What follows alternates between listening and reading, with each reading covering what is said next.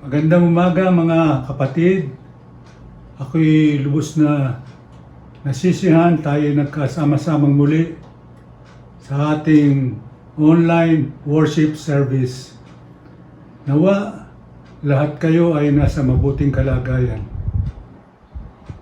Bilang pasimula ng ating gawain sa araw na ito, inaanyayahan ko ang lahat na tumayo bilang paggalang sa pagbasa ng banal na kasulatan. Ang ating teksto sa araw na ito ay matatagpuan sa mga awit, chapter 5, verses 7 and 8. Ang dalangin upang tulungan na kinatha ni Haring David. Dalangin upang ingatan. Dahilan sa iyong tanging pagmamahal, ako ay dudulog sa iyong tahanan. Sasambahin kita sa templo mong banal bilang isang tanda ng aking paggalang. Naglipa naman din ang aking kaaway, o dakilang Yahweh, ako'y pangunahan. Tulungan mo ako na lagi kong sundan ang kalooban mo magpakailanman. Maging pagpapala nawa sa ating lahat ang pagkabasa ng banal na kasulatan. Tayo po'y manalangin.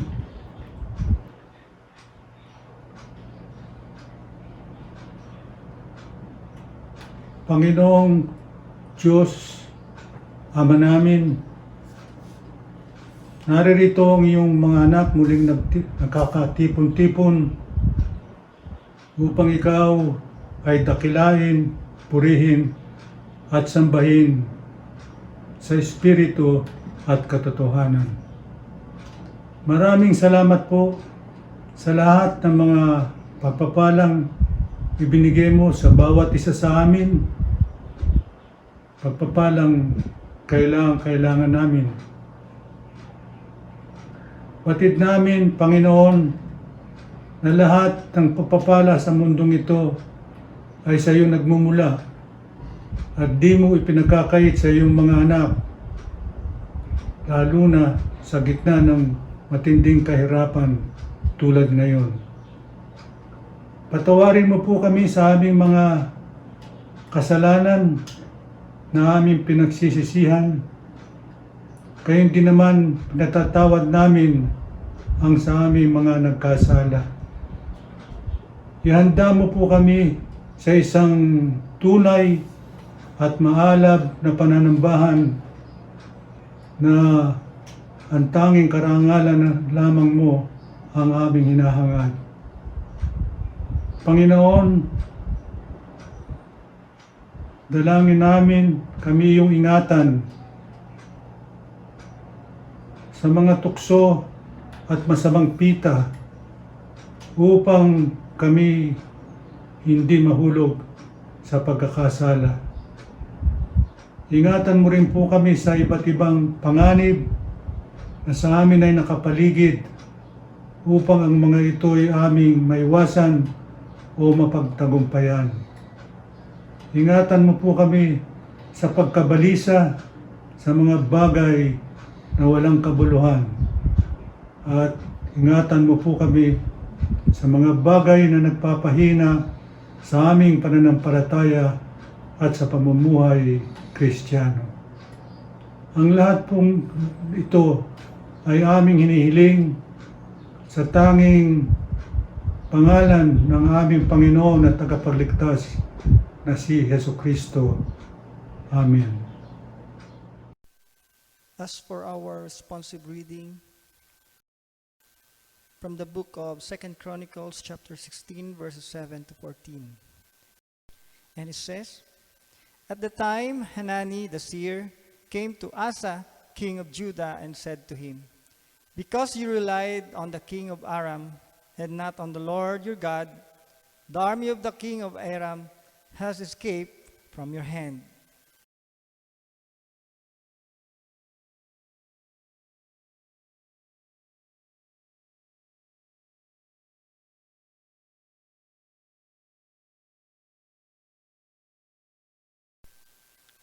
For the eyes of the Lord range throughout the earth, to strengthen those whose hearts are fully committed to him.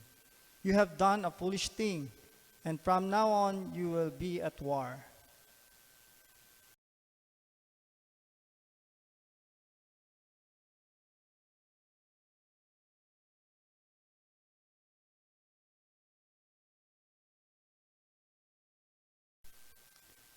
The events of Asa's reign from beginning to end are written in the book of the kings of Judah and Israel. In the 39th year of his reign, Asa was afflicted with a disease in his feet. Though his disease was severe, even in his illness, he did not seek help from the Lord, but only from the physicians. Altogether, then in the 41st year of his reign, Asa died and rested with his ancestors. They buried him in the tomb that he had cut out for himself in the city of David. They laid him on a bier, covered with spices and various blended perfumes, and they made a huge fire in his honor. May the Lord bless us upon reading of his word.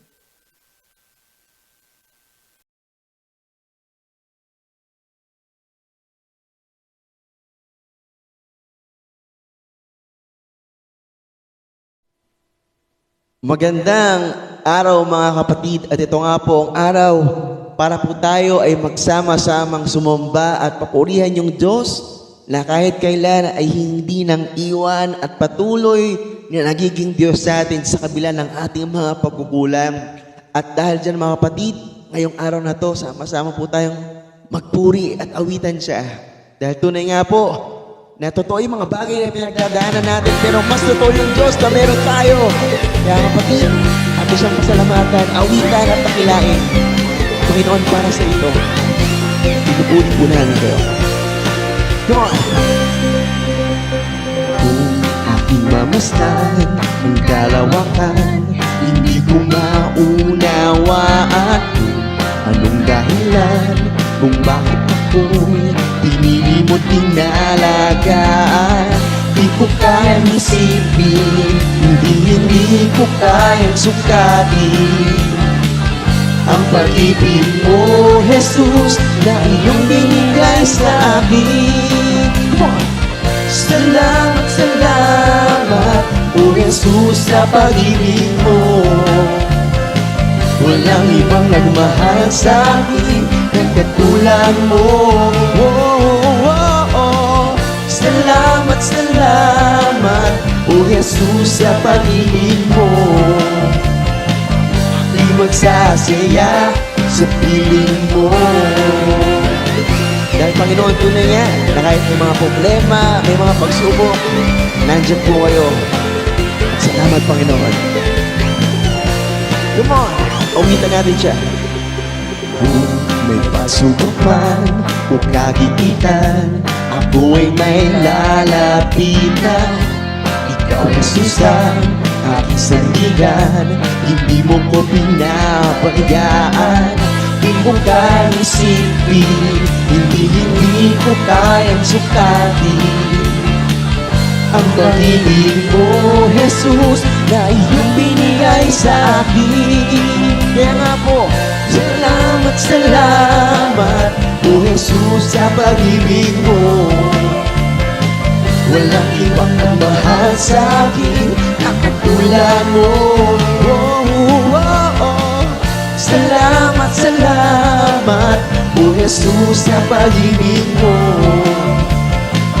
Ako'y magsasaya sa piling mo. Dahil nga po, Panginoon, buhay ko nang purihin ka. Buhay ko nang sa'yo'y sumamba. Wala nang ibang nanaisin pa, kundi pasalamatan ka. Buhay ko nang purihin ka. Buhay ko nang sa'yo'y sumamba. Wala nang ibang nanaisin pa, kundi pasalamatan ka. Buhay ko nang purihin ka. Buhay ko nang sa'yo'y sumamba. Wala nang ibang nanaisin pa, kundi pasalamatan ka. Come on! Salamat, salamat, O Jesus, sa pag-ibig mo. Walang ibang nagmahal sa akin na katulad mo. Oh, oh, oh, oh. Salamat, salamat, O Jesus, sa pag-ibig mo. Ako'y magsasaya sa piling mo. Panginoon, salamat sa pag-ibig sa pag-ibig mo. Walang ibang nagmahal sa akin na Katulad mo. Salamat, salamat, O Jesus, sa pag-ibig mo. Ako'y magsasaya sa piling mo. Wow, oh, oh. Salamat, Panginoon, sa kalakasan, sa kalusugan, sa lahat ng bagay na pagpapala at pagpapaalala. Dinadakila ka namin, Panginoon. Salamat po.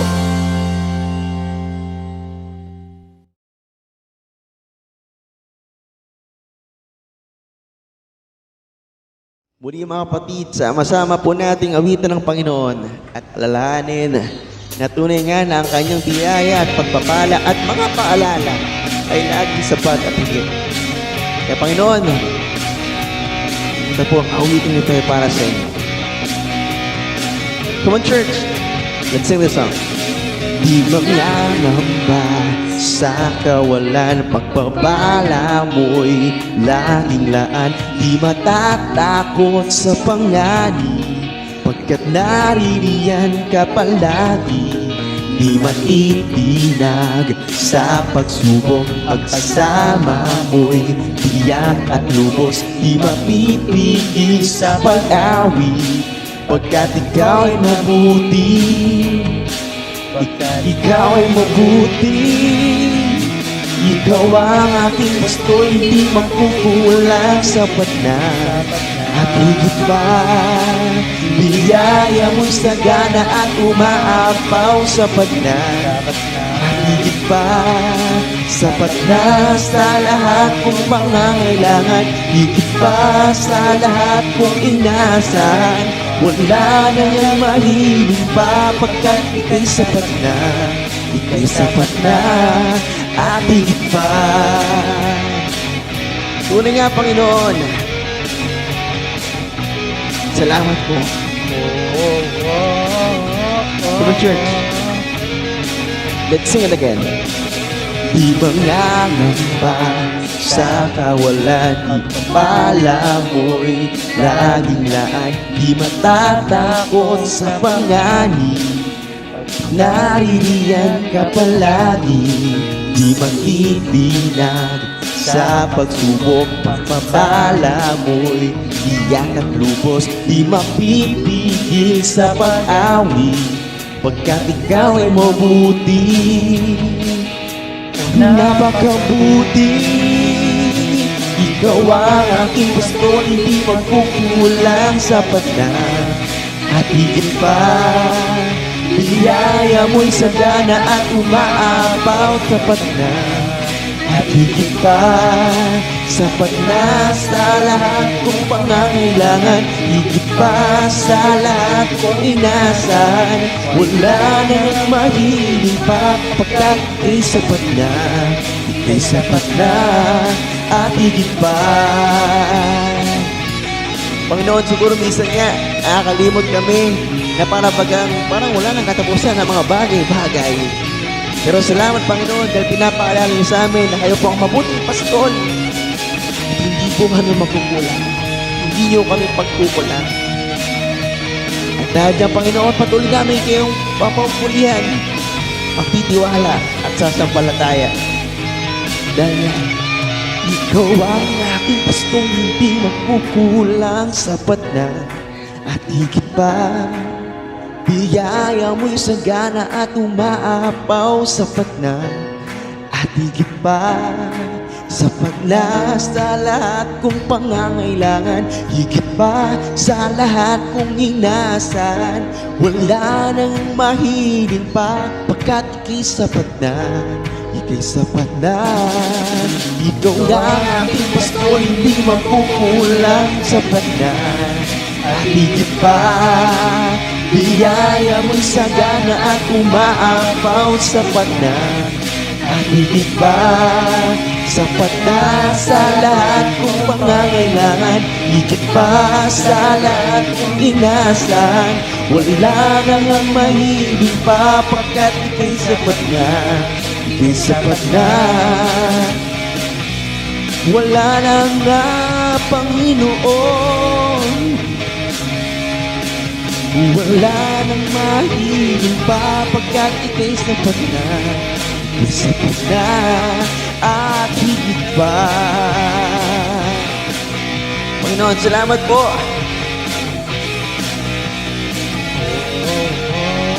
Ating papurihan ng ating Panginoon. Isang malakas na palakpak, Panginoon.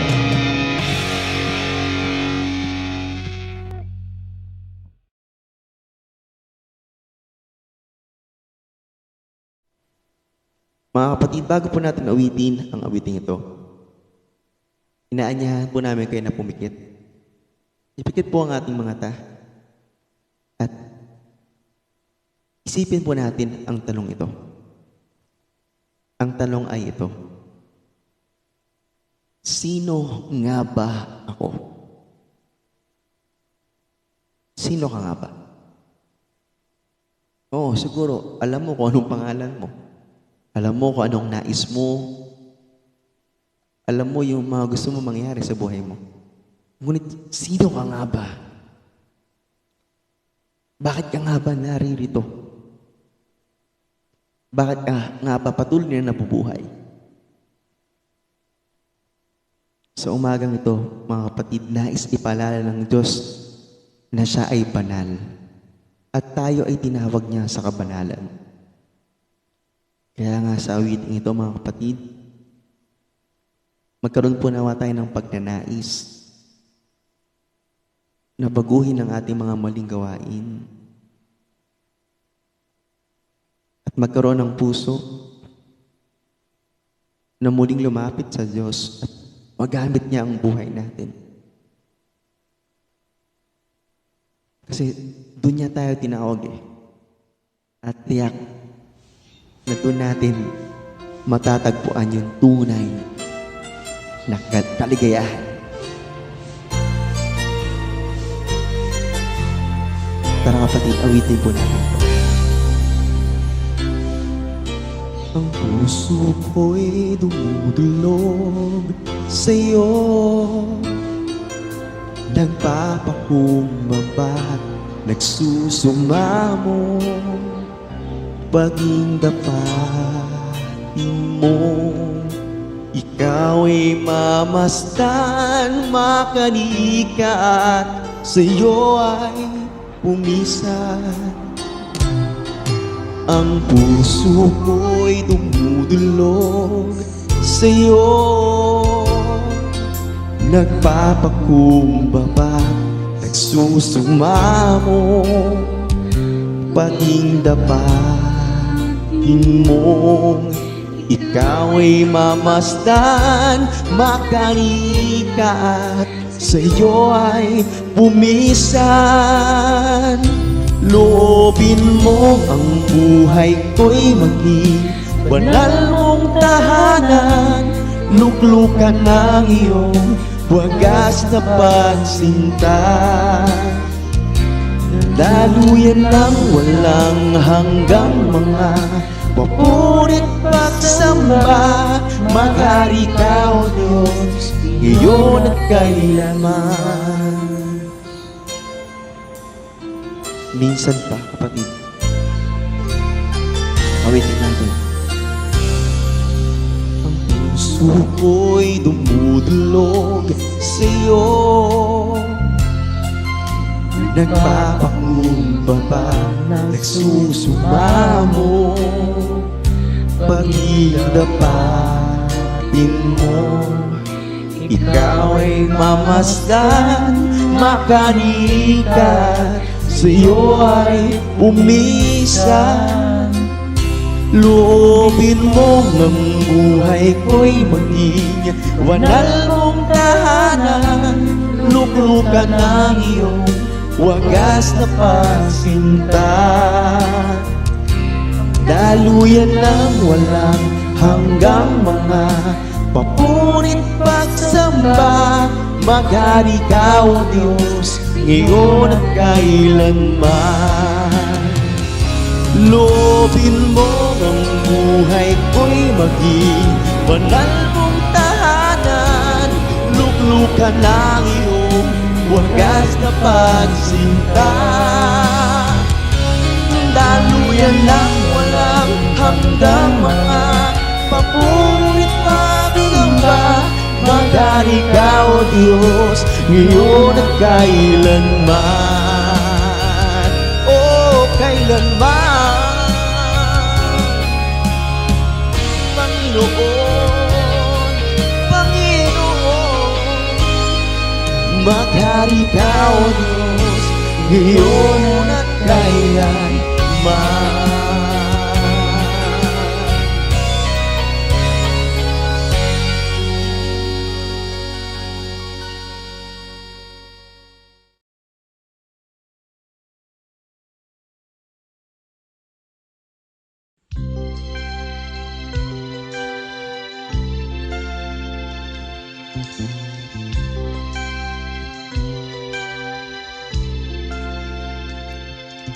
Kung ang buhay mo'y puno ng kalungkutan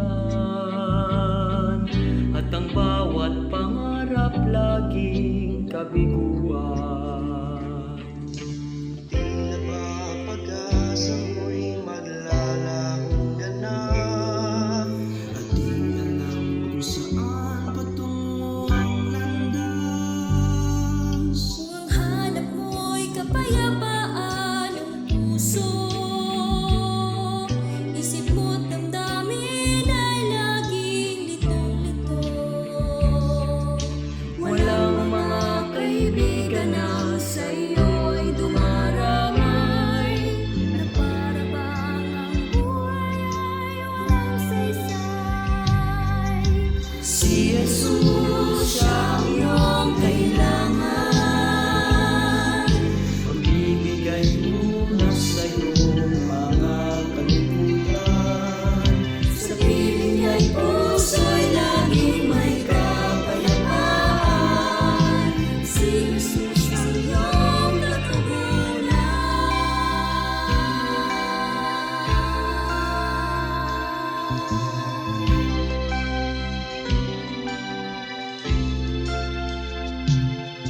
Sa pagtahak mo sa mundong makasalanan, Si Jesus lamang ang lagi mong panaligan. Tanggapin mo siya't buong buhay mo'y hilaan, at pagpapala niya'y lagi mong kakamtan. Si Jesus siya ang iyong kailangan. Magbibigay lunas sa'yo mga kalungkutan. sa piling niya'y puso'y laging may kapayapaan. Si Jesus ang iyong natugunan. Mga pasanin mo at mga katanungan, si Jesus ang siyang magbibigay katugunan. Si Jesus siya ang iyong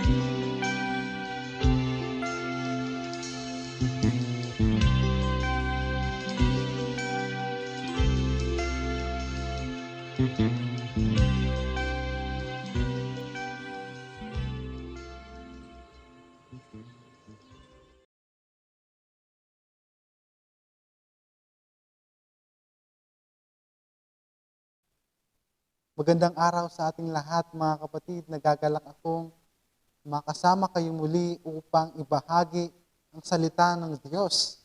And last Sunday, tinalakay sa atin ni Pastor Kip ang buhay ni King Hezekiah na kung paano siya ginabayan ng Diyos at kung paano pinasagana ang kanyang buhay sa panahon ng kanyang pamumuno.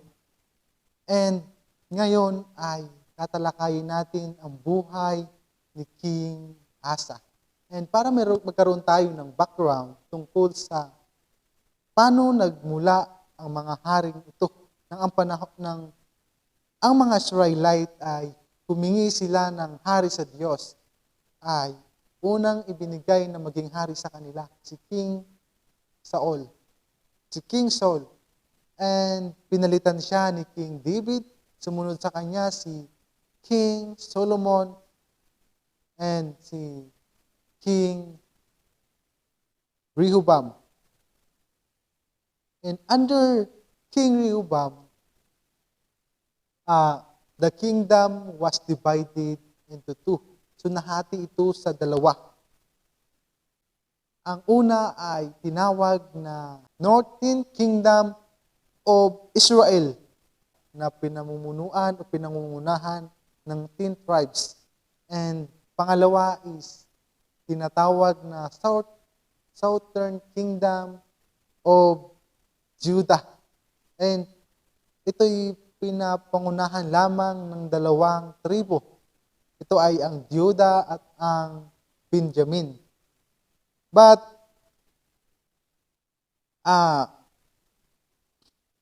the histories of these two kingdoms is very different. Malaki ang kanilang pagkakaiba. Kaya nga, ang Judah ay nagkaroon ng 20 kings. At ang 8 sa kanila ay makadiyos. And Israel had a total of 90 kings. At isa sa kanila ay hindi naging makadiyos. So, sa panahon noon, ang Israel ay parang naging makasalanan ang kanilang pamumuhay dahil sa kanilang yung kanilang hari ay hindi naging makadiyos. Sumasamba sila sa mga Diyos-Diyosan, and sa panahon noon ay madalas puro digmaan.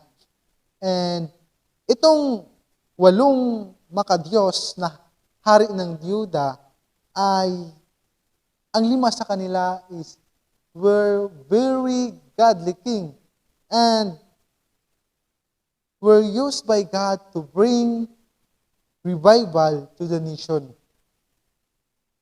Ang 5 haring ito ay si King Asa. Ito yung tatalakayin natin ngayon.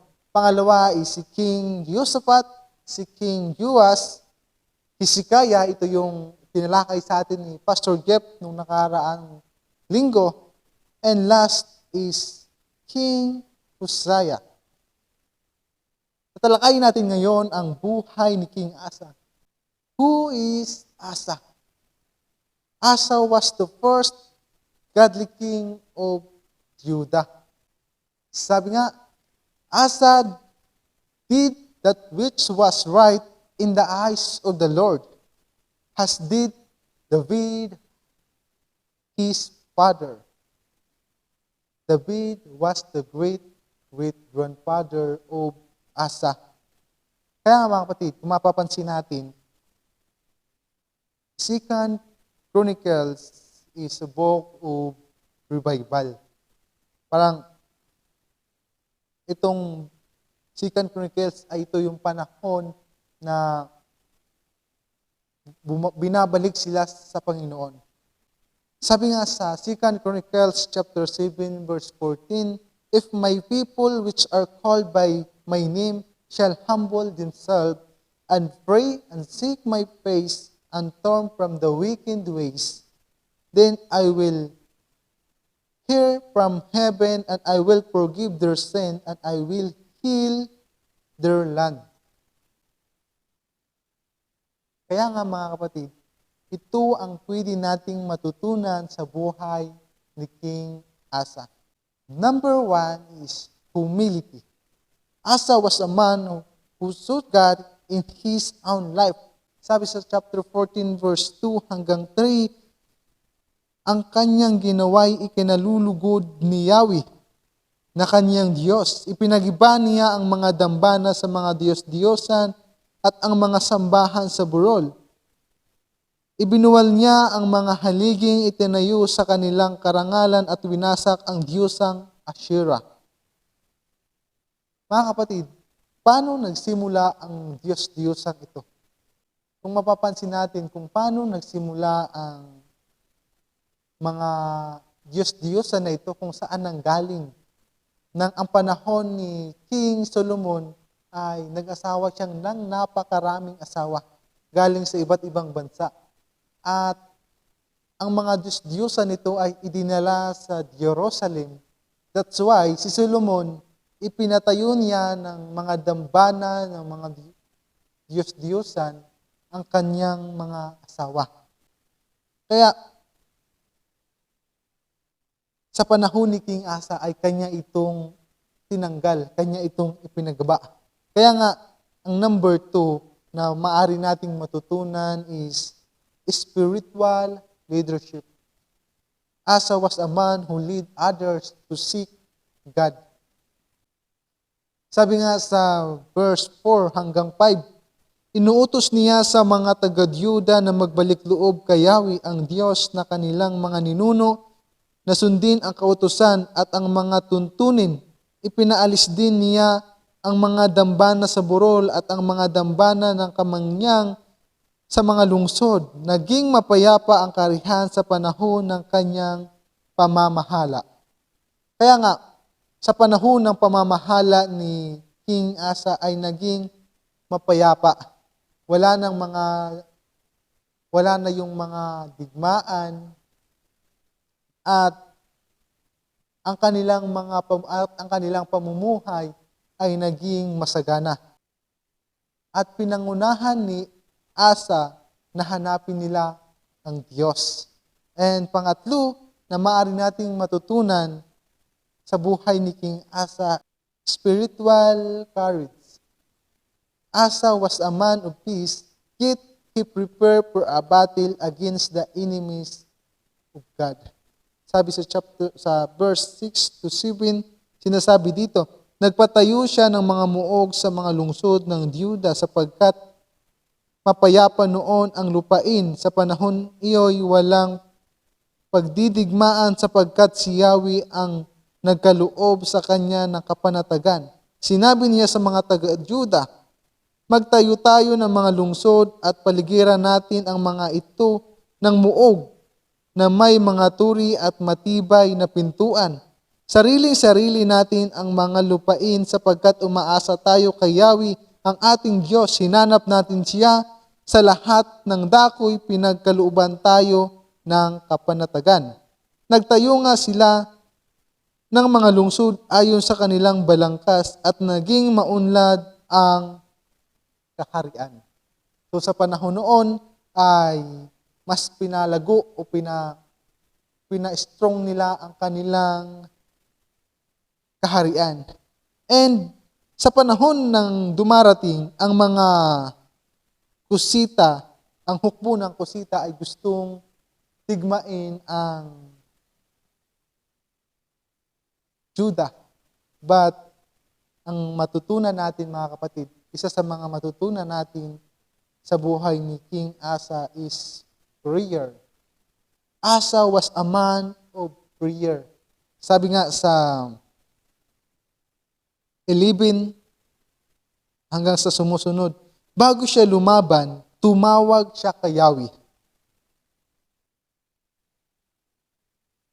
Wala kang katulad, Yahweh, sa pagtulong, maging sa dakila at hamak. Kaya tulungan mo kami sapagkat sa iyo lamang kami umaasa. Dahil sa inyo, hindi kami natatakot humarap sa ganito karaming kaaway. Ikaw, Yahweh, ang aming Diyos. Huwag mong itutulot na daigin ka ng tao.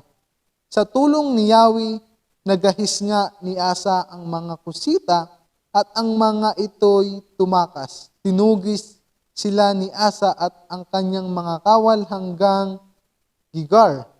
Sa tulong ni Yahweh naubos ang kanilang mga kaaway at marami silang nasamsam. So mga kapatid, mapapansin natin dito na kapag tayo'y lumapit at humiling sa Diyos, tayo ay gagabayan at tayo'y tutulungan ng Diyos. Kaya nga mga kapatid, this is the challenge for us from the life of King Asa. Una, lagi nating tandaan. Ito lagi reminder sa bawat isa sa atin.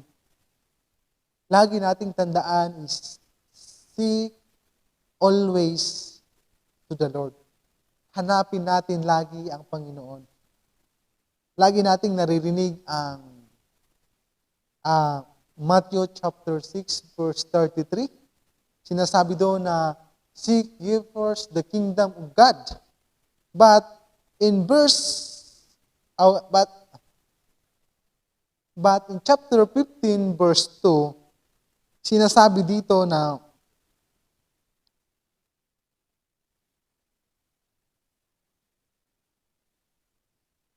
nang pauwi na sila Asa galing sa digmaan, sinalubong sila ni Asarias na anak ni Ubid.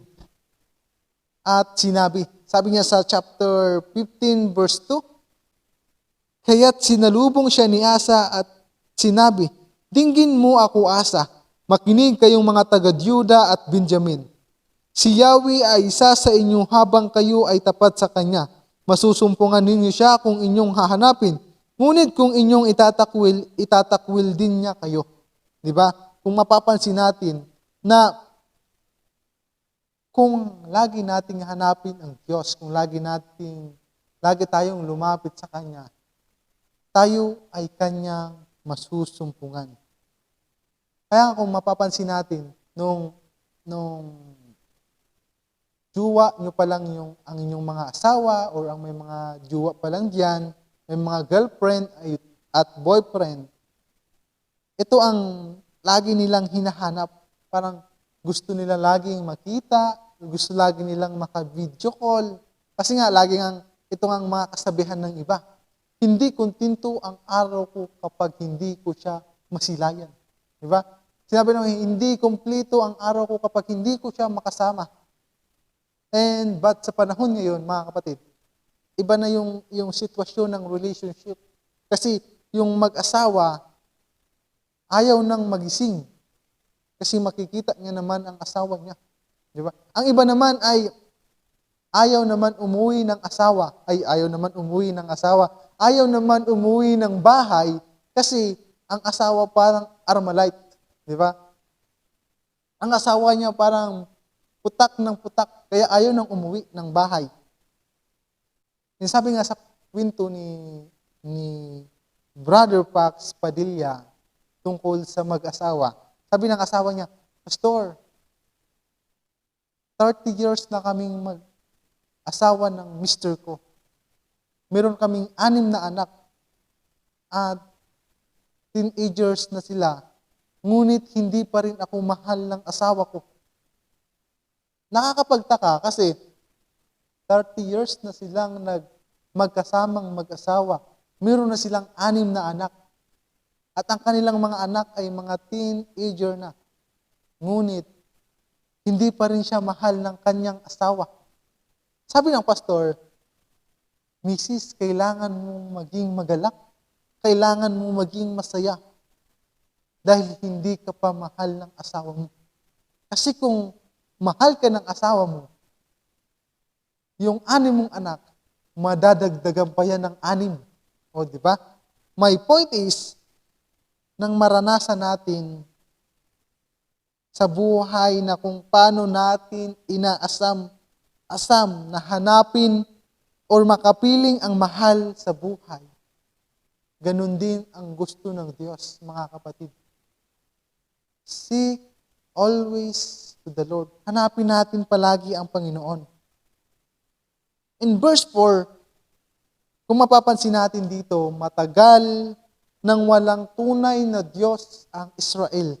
So matagal na panahon na pamumuno. At mapanganib noon ang maglakbay at maghanap buhay. Dahil walang kapanatagan saan man. Naglalaban-laban, bansa laban sa bansa. Naglalaban-laban lungsod, laban sa lungsod. At dahil sa kanilang mga kasalanan at paglayo sa Diyos, pinaranas sa kanila ang lahat ng uri ng parusa. Kaya sa kabila ng kanilang kagipitan, hinanap nila ang Diyos at kanilang nasumpungan. Kaya nga mga kapatid, sa panahon ngayon, sa panahon ng krisis, sa sitwasyon na nararanasan natin ngayon, hanapin natin ang Diyos. Lumapit tayo sa Diyos sapagkat ang Diyos ay laging nariyan para sa atin. Mga kapatid, ni minsan hindi nawala ang Diyos sa atin. Tayo ang gumagawa ng paraan para mapalayo sa Panginoon. Kaya ito ang panahon, mga kapatid, anuman ang sitwasyon natin, anuman ang mga nararanasan natin sa buhay, hanapin mo ang Panginoon. And pangalawa is trust always to the Lord. Magtiwala tayo sa Panginoon. Alam niyo mga kapatid, ang buhay ni King Asa sa kabila ng kanyang mga ginawa, sa kabila ng kanyang mga napatunayan,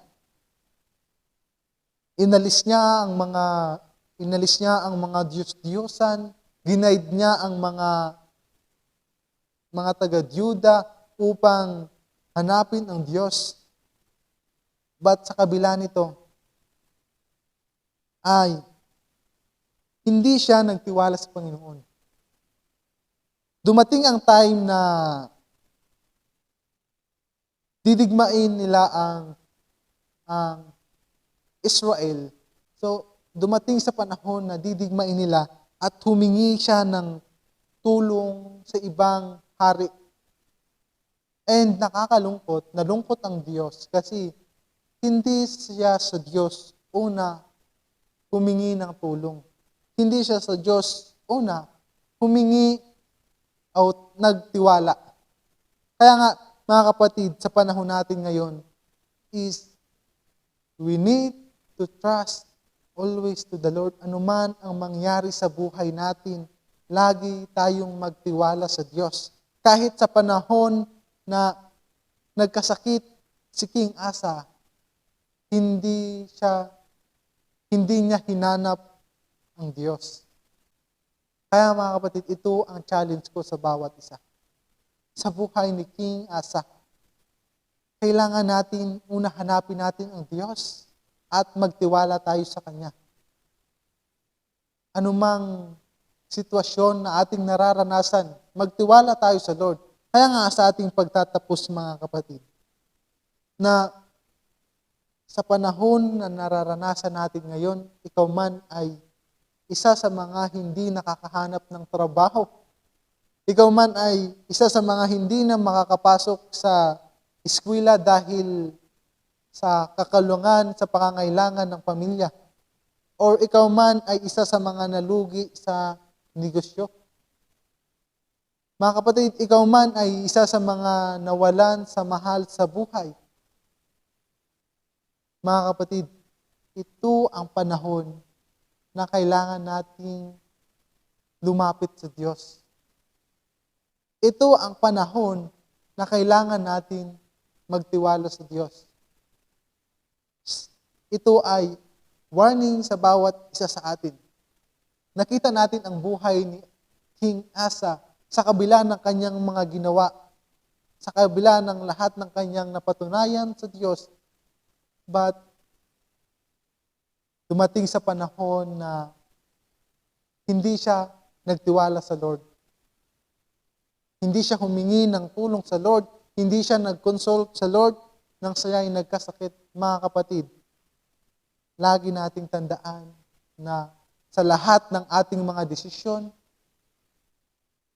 sa Panginoon tayo una mag-consult. humingi tayo ng karunungan. Alam sa buhay ni King Solomon, ito lang ang kanyang hiningi sa Diyos. Karunungan, wisdom and knowledge. At dahil doon, ibinigay sa kanya ng Diyos lahat. Kaya nga sabi sa Santiago chapter 1 verse 5, na kung kayo man ay kulang sa karunungan, humingi kayo sa Diyos at siya'y nagbibigay ng sagana at hindi nanunumbat. Bakit? Bakit karunungan ang kailangan? Una, hingin natin sa Diyos. Na sometimes, sa kabila ng mga desisyon natin, ay nagkakamali tayo. Hindi tayo lumalapit sa Diyos, hindi tayo humihingi ng tulong sa Panginoon, hindi tayo nagtitiwala sa Lord. That's why nabibigo tayo. At ito ang panahon na kailangan natin humingi ng karunungan upang anuman ang maging desisyon natin sa buhay, ay ito ay kalooban ng Diyos. Kaya nga kapatid, ito ay challenge sa bawat isa sa atin. Na kung paano ipinakita sa atin ang buhay ni King Asa, at lagi nating tandaan, seek always to the Lord and trust always to the Lord. Magandang araw po sa ating lahat. God bless you all.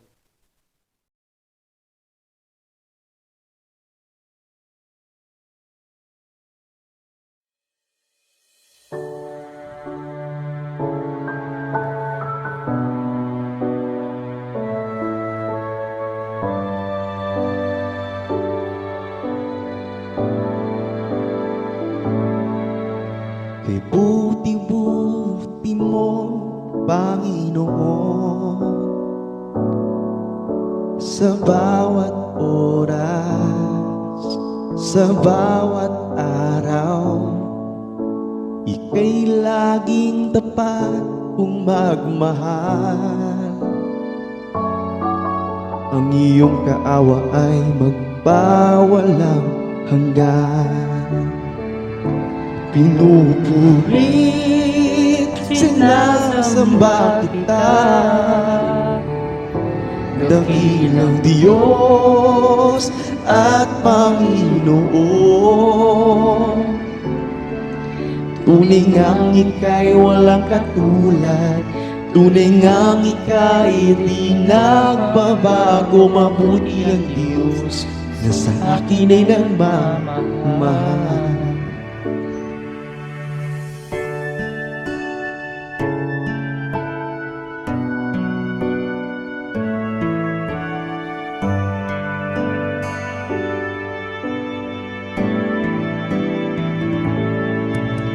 Kay buti-buti mo, Panginoon, sa bawat araw, sa bawat oras, ika'y laging tapat kung magmahal. Ang iyong kaawa ay magpawalang hanggan. Pinupurit, sinasamba kita, dakilang Diyos at Panginoon. Tunay ngang ika'y walang katulad, tunay ngang ika'y di nagbabago. Mabuti ang Diyos na sa akin ay nagmamahal. Pinupurit, sinasamba kita, dakilang Diyos at Panginoon. Tunay ngang ika'y walang katulad, tunay ngang ika'y di nagbabago. Mabuti ang Diyos na sa akin ay nagmamahal. Mabuti ang Diyos na sa akin ay nagmamahal. Mabuti ang Diyos na sa akin ay nagmamahal.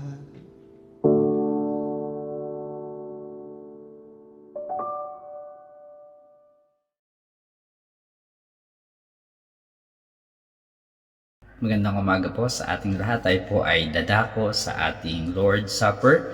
At hayaan niyo pong muna basahin ko sa inyo ang nasasabi sa 1 Corinthians chapter 11 verses 23 to 27 at ito po ang nasasabi.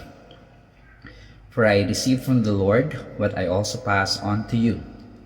The Lord Jesus, on the night he was betrayed, took bread, and when he had given thanks, he broke it and said, "This is my body, which is for you.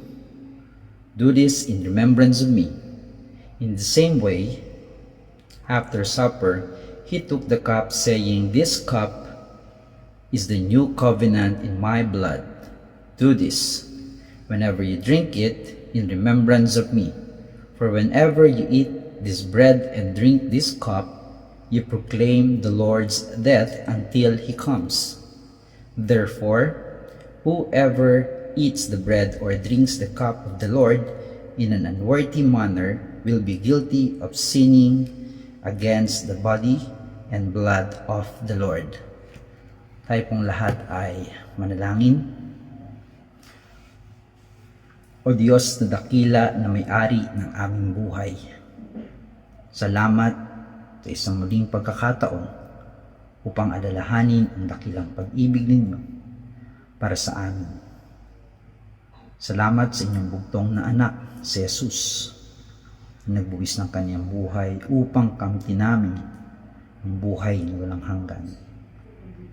Salamat o Diyos sapagkat wala sino man sa amin ang karapat-dapat, subalit sa inyong awa, pagmamahal, kami ay nagkaroon ng pagkakataon upang tanggapin ang inyong dakilang regalo. Regalo na walang sino mang maaaring makapagbigay sa amin. Sa oras na ito, sa aming pag-alaala, naway kasiyan kami ng banal na Espiritu upang ang dugo ni Kristo ang makita sa amin at hindi ang aming mga pagkakasala at kakulangan sa inyo. Maging karapat-dapat nawa ang bawat isa sa amin na tumanggap ng tinapay at saro sa oras na ito. Pinupuri ka namin at lubos na pinasasalamatan sa pangalan ni Jesus. Amen.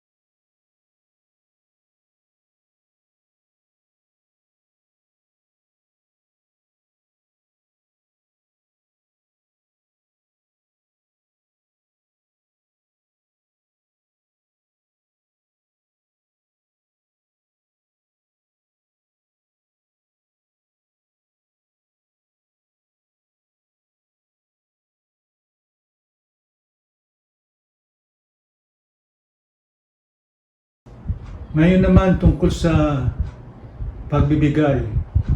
Sa 2 Korinto chapter 9 verse 6, ganito ang sabi ni Apostol Pablo ukol sa tamang pagbibigay. Tandaan ninyo ito, ang naghahasik ng kaunti ay mag-aani ng kaunti. Ang naghahasik ng marami ay mag-aani ng marami. Ang bawat isa ay dapat magbigay sang-ayon sa sariling pasya. Maluwag ang loob, di napipilitan, sapagkat ang ibig ng Diyos ay yaong kusang pagbibigay. Mga kapatid, nais kong muling iparala sa lahat ang mga aral na itinuro ni Apostol Pablo sa talatang ito. Una, ang bawat isa ay dapat magbigay. Bata o matanda man, mahirap o mayaman man. Pangalawa, magbigay ng regular o palagian. Hindi pasumpong-sumpong ng kung kailan lang maisipan at saka magbibigay. Ang pangatlo, magbigay ng masagana at masaya. Mga kapatid, ipakita natin kung gaano kataas ang ating pagpapahalaga sa Diyos sa pamamagitan ng kusa, masaya at masaganang pagbibigay. Salamat po.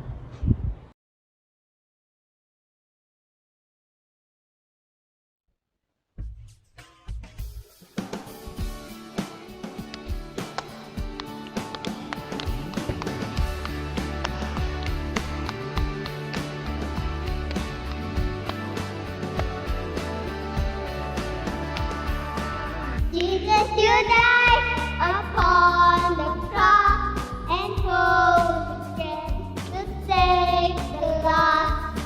Forgive me now of all my sins.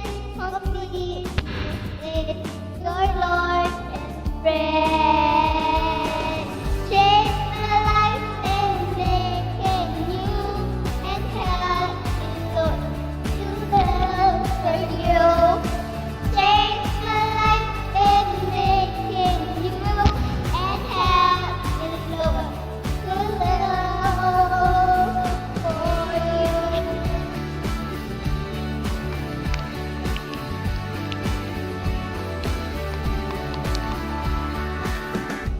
Sa krus, ika'y namatay, nabuhay muli para mundo'y ligtas. Lahat ko ay patawarin mo, aking Panginoon, kaibigan ko. Tulungan mo magsimula uli, buhay ko'y sa'yo. Tulungan mo magsimula uli, buhay ko'y sa'yo.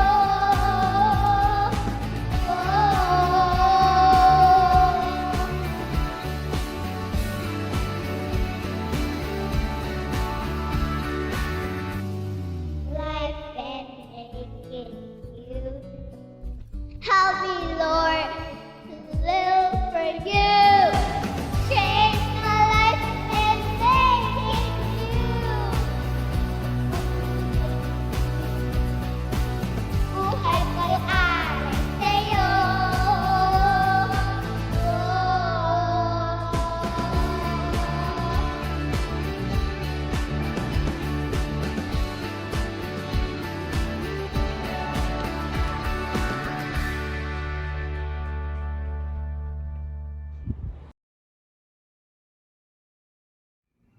Magandang umaga po at para po sa ating balita, maraming pong salamat sa lahat po ng nanguna po sa ating online worship at pagpalain po kayo lagi ng Panginoon upang sa gayon lagi pong magamit ang inyong pong buhay sa ministeryo na inatas po sa inyo ng ating Panginoon at nawa ay tuloy po kayo magpagamit sa ating Panginoon. At gayon din po mga kapatid, para po sa ating pong pagbibigay, yung ating pong tithes and offering, mga kapatid, ay in-encourage ko po ang bawat isa na patuloy po na ibigay nyo po ang inyong pong mga ikapu. At alam naman po natin na ang balik po nito ay siksik, liglig at umaapaw po mga kapatid. At alam ko po ang bawat isa ay patuloy na pinagpapala ng Panginoon lalo na po sa kanilang mga hanap buhay. So alam po ng Diyos kung sino po kayo at alam po ng Diyos kung sino po ang kanya pong mga anak na patuloy na pinagpapala. At kaya po mga kapatid, pakibigay nyo na lamang po ang inyong mga tithes and offering. At gayon din po para po sa mga may birthday, happy birthday po sa lahat po ng mga nag-birthday na at birthday ngayon, katulad po ni Ariela Yanson, June 13. Happy birthday, Sister Ariela. At sa lahat ng mga mag-birthday pa, at isa po sa mga pamangkin ko din na mag-birthday si Shimi, Mamukuhay, at mag-birthday sa 29. So isa po sa mga lagi pong sumasama nga po ito pag during camp. Happy birthday! At sa mga hindi pa po nabanggit, at alam ko po na kikita nyo po ang page po natin sa Baclaran Church of Christ 33 AD.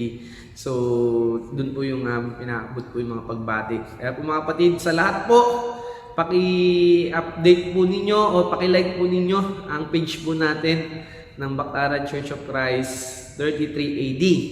So, please, paki-like po ninyo yan upang ma-update po lahat po ng mga activities po natin. At gayon din yung ating group chat ng Baclaran COC Family. Baclaran COC Family. So, kung meron pa pong mga hindi pa po nakasama doon, paki-add nyo na lamang po mga kapatid.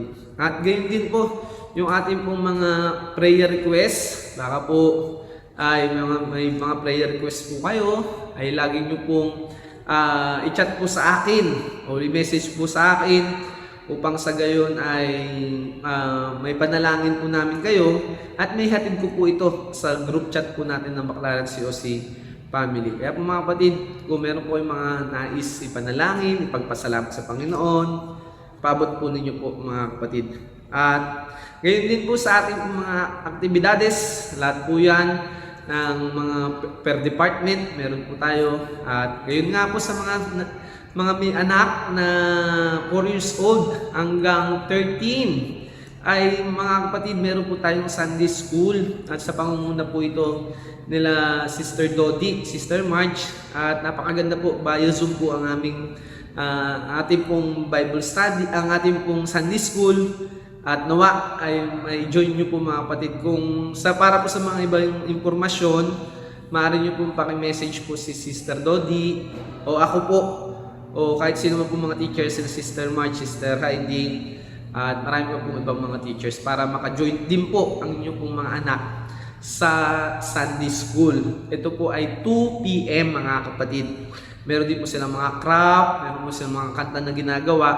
At napakasaya po ito mga kapatid. Kaya po sa lahat po ng 4 years old hanggang 13. So, gayon din po yung mga yap, ang mga kalalakihan, kababaihan, lahat po yan ay meron po tayong mga per department na pwede pong salihan upang sa gayon patuloy po tayong magpalakasan sa panahon pong ito. So, yun lamang po mga kapatid, yung ating pong naisipabot po sa inyo at nawa ay pag-ingatan po kayo lagi ng ating Panginoon at maranasan nyo po lagi ang masaganang pagpapala ng ating Panginoon. Magandang umaga po.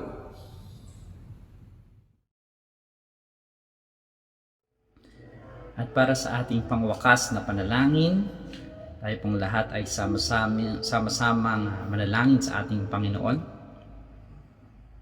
Dakilang Diyos na makapangyarihan sa lahat, salamat po sapagkat muli kami nakatapos ng aming pananambahan.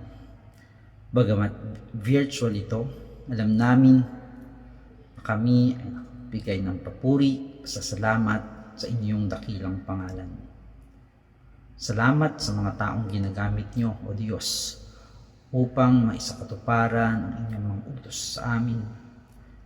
Kami mangilin sa tuwing araw ng pangilin. Salamat sa mga bagay na inyong ipinagkakaloob sa amin upang maging kaaya-aya ang aming virtual worship sa pamamagitan ng Facebook Live. Sa aming pagtatapos, dalangin namin na naway makarating sa inyo ang aming mga awitan at lahat ng aming mga panalangin. Hiling namin, O Diyos, ang aming mga kapatid na nakararanas ng kahirapan sa kanilang buhay. Tulungan niyo nawa sila na malagpasan ang mga hamon sa kanilang buhay. Sa aming mga kapatid na nakararanas ng sakit, pagalingin niyo nawa lahat sila. Sa mga kapatid namin na nawawalan ng pag-asa, dahil sa pandemyang ito. Hiling namin na i-guide ninyo silang lahat upang bigyan ng panibagong pag-asa. Alam namin, Panginoon, kaming lahat ay apektado. Subalit kami ay naniniwala at nagtitiwala na ang lahat ng ito ay may katapusan at may magandang mangyayari sa aming mga buhay. Naway matuto kami sa lahat ng nangyayari sa amin.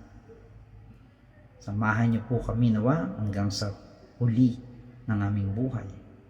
Huwag kaming bibitaw sapagkat inyong ipinangako sa amin na hindi niyo kami pababayaan.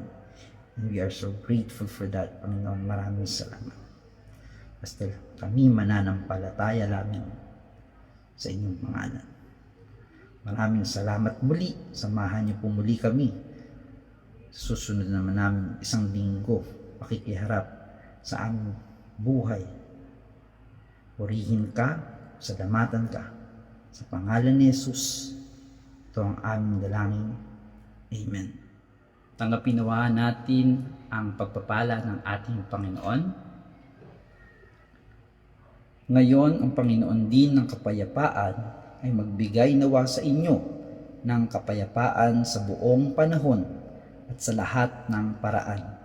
Ang Panginoon ay sumainyo nawang lahat. Siya nawa.